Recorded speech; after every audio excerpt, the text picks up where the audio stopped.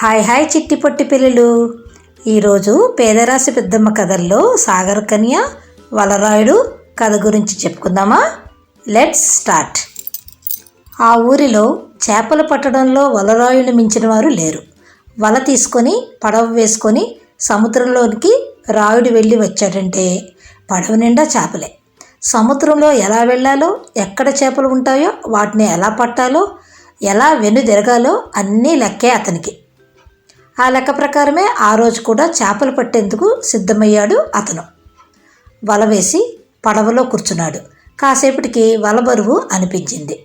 నీటిలోనికి దాన్ని దిగలాగుతున్నట్టు అనిపించింది. ఏదో పెద్దసేపే పడింది అనుకున్నాడు రాయుడు. బలం అంతా ఉపయోగించి వలను వెనక్కి లాగాడు. పడవలోకి విసిరి చూశాడు. వలలో సాగర్ కన్య కనిపించింది అతనికి. అందమైన యువతి, ముఖం సన్నగా నాజుగ్గా, చేతులు నాభి వరకు మానవ శరీరాన్ని, ఆపై గండు మీనులా ఉండి భయపడుతూ బెదిరిపోతూ కనిపించింది. ఆమె చేతిలో రంగురంగుల పువ్వు ఉంది. ఎవరు నువ్వు? అడిగాడు రాయుడు. సాగర్ కన్యని చెప్పింది. వలలో ఎలా చిక్కున్నావు? మా అమ్మకి ఒంట్లో బాగాలేదు, వైద్యునికి చూపించాం. అతని ఔషధ గుణాలు కలిగిన ఈ రంగురంగుల పువ్వుని తెమ్మన్నాడు. దీనికోసమే అట్టడుగు నుంచి కాస్తంతగా పైకొచ్చాను. పువ్వు దొరికింది, తీసుకుని వెళ్తుంటే వలలో చిక్కున్నాను అంది కన్నీరు పెట్టుకుంది. జారిపడ్డాడు రాయుడు. అంతలోనే బిర్ర బిగుసుకున్నాడు. మా అమ్మను కాపాడుకోవాలి, దయచేసి నన్ను సముద్రంలోకి వదిలేయండి, మీకు దండం పెడతాను అంది కన్య. చేతులు జోడించి రాయుడికి నమస్కరించింది. వదులుతా కానీ ముందు నాతో పాటుగా అన్నాడు రాయుడు. సాగర్ కన్య సహా ఒడ్డుకి చేరుకున్నారు ఇద్దరును. కన్యను భుజం మీద వేసుకొని ముందుకు నడిచాడు. 2 అడుగులు వేశాడో లేదో అతని పెంపుడు కుక్క పరిగెత్తుకుని వచ్చింది. స్వాగతం పలుకుతున్నట్టుగా అరుస్తూ తోకాడిస్తూ అతని మీద ప్రేమను కురిపించింది. నడవనీయక కాళ్ళల్లో పడసాగింది. కోపం వచ్చింది రాయుడికి. కసురుకున్నాడు దాన్ని. చిరాకు అనిపించిందేమో, కాలితో ఒక తన్ను తన్నాడు. మూలుగుతూ దూరంగా వెళ్ళిపోయింది పాపం ఆ కుక్క. జరిగిందంతా గమనించింది సాగర్ కన్య. గట్టిగా నవ్వింది. నవ్వుతున్న కన్యను కోపంగా చూశాడు రాయుడు. నవ్వును ఆపేసింది ఆమె. ఇంటిదారి పట్టాడు రాయుడు. పొలం గట్లంటా నడవసాగాడు.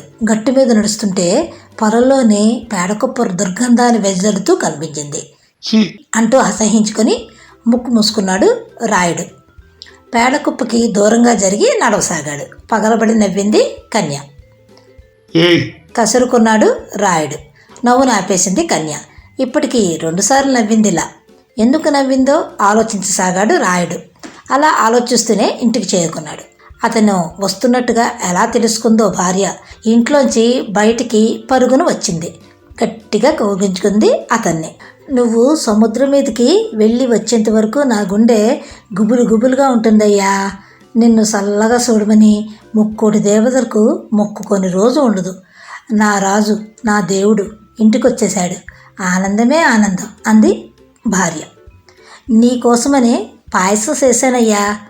యాలకులు, జీడిపప్పు వేసిన ఏడేడి పాయసం తాదు గాని తెస్తానండు అంటూ భార్య లోపలికి పరుగు తీసి వెళ్ళిపోయింది. వస్తున్న నవ్వు ఆపుకోలేకపోయింది. కన్య నవ్వింది. ఇది 3వసారి నవ్వడం. కన్య నవ్వుల వెనుక ఏదో రహస్యం ఉంది. తెలుసుకోవాలనుకున్నాడు రాయుడు. అడిగాడిలా.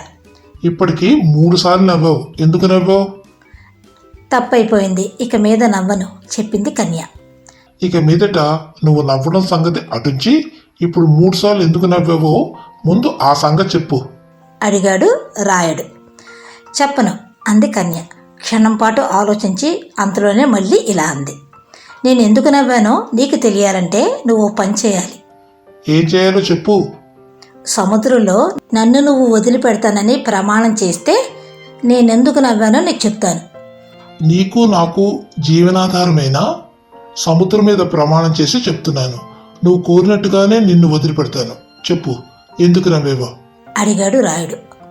అయితే విను చెప్తాను అంది కన్య. చెప్పసాగిందిలా. నువ్వు ఒట్టి అమాయకుడివి. నీకు నిజ నిజాలు తెలియవు. తెలుసుకునేందుకు ప్రయత్నించవు కూడా. అందుకే నిన్ను చూస్తే నవ్వు వస్తుంది. నన్ను చూస్తే నీకు నవ్వు రావడం కాదు, ముందు 3 సార్లు నువ్వు ఎందుకు నవ్వావో ఆ సంగతి చెప్పు. నిలదీశాడు రాయుడు. అక్కడికే వస్తున్నాను. మొదటిసారి నేనెప్పుడు నవ్వాను?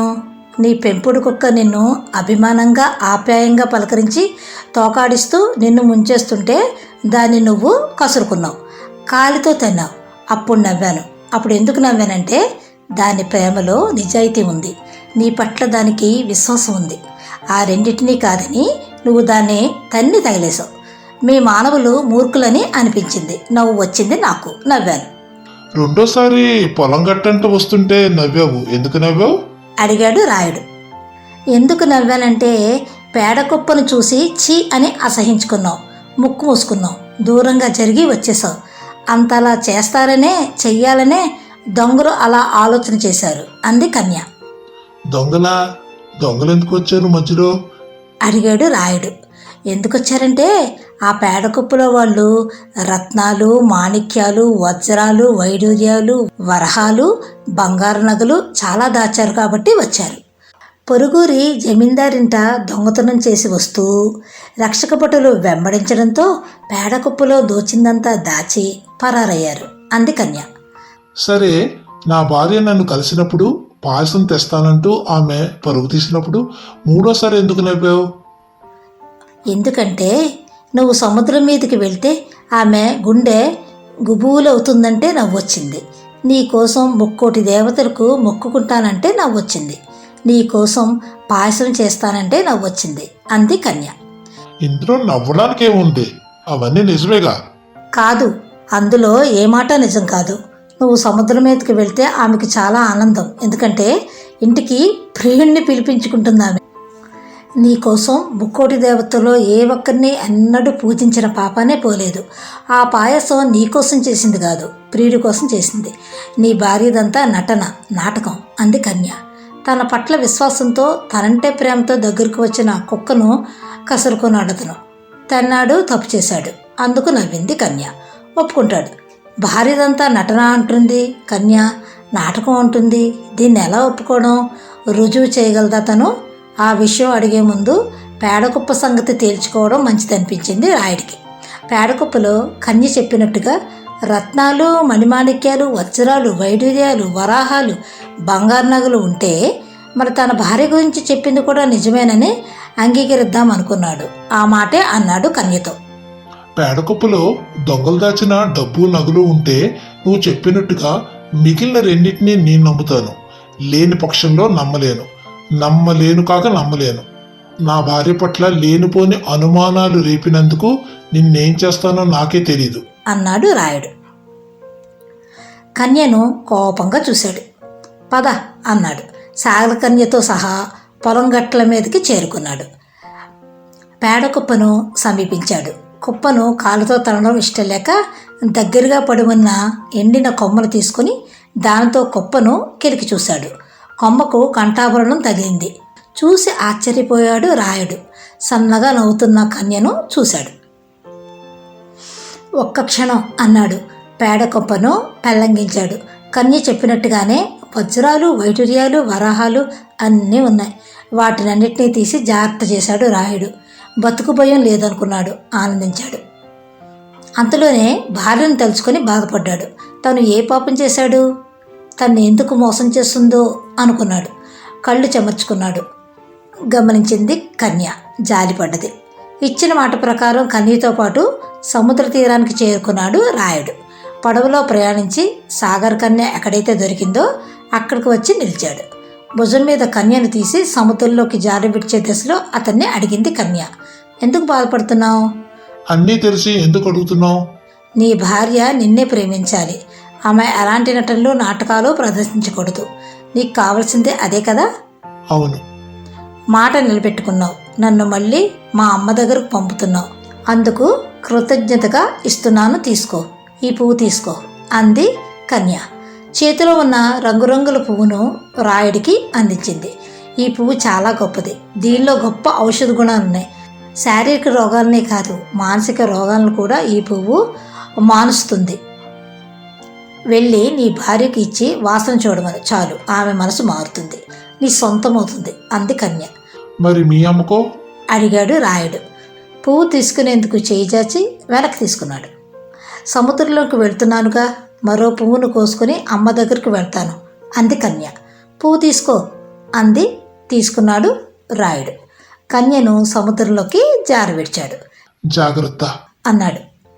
నీటిలో ఈదుకుంటూ లోపలికి లోపలికి వెళ్ళిపోయింది కన్య. కళ్ళు చించుకుని చూసినా కనిపించలేదు. మరి చేతిలోని రంగురంగుల పువ్వును వాసన చూశాడు రాయుడు. హాయిగా అనిపించింది. భార్య పట్ల ప్రేమ కలిగింది. కళ్ళు మూసుకొని కన్యను తలుచుకున్నాడు. అతను తలుచుకుంటూ చేతులు జోడించి నమస్కరించాడు. వెనుతిరిగాడు. పడవ హంసలా ముందుకు సాగింది. ఇదర్రా పేదరాశి పెద్దమ్మ కథల్లో సాగర్ కన్య వలరాయుడు. బాగుంది కదా? మీకు నచ్చినట్లయితే లైక్, షేర్, సబ్స్క్రైబ్, కామెంట్ చేయండి. ఓకేనా పిల్లలు? మళ్ళీ మరిన్ని ఇంట్రెస్టింగ్ కథలతో మీ ముందుకు వచ్చేస్తాను. Love you children. బాయ్. మీ శారదా శ్రీనివాస్.